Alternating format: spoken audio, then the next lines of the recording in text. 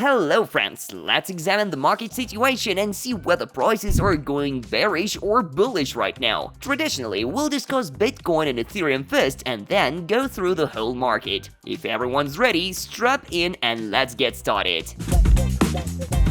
The crypto market collapsed on Monday, liquidating more than $1 billion during the week, sending the fear and greed index plunging into the extreme fear zone. The Bitcoin price briefly fell to $49,000, causing widespread panic and a flurry of trading activity. But then it rebounded to $57,000. The price is now frozen at $52,000. Bitcoin's hash price hit an all-time low this week. The drop is due to stiff competition, which puts much pressure on the mining market and could cause a sharp collapse.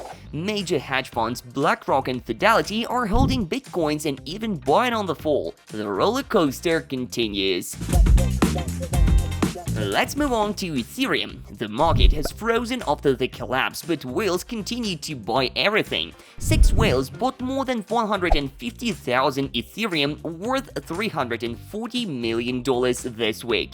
For now, the market remains under bearish pressure for Ethereum. It is currently trading at the $2,200 level. The market is frozen, waiting for further action from the whales. Moving on to the rest of the market, it is important to report the news.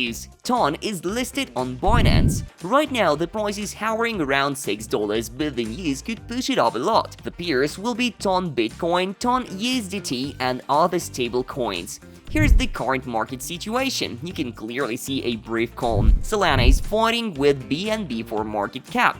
Bitcoin and Ethereum have gone stable, while Solana and XRP are rising after the collapse. Currently, the market is highly dependent on macroeconomics and politics, so think carefully before investing. Why are you buying and selling? Share your opinions in the comments box.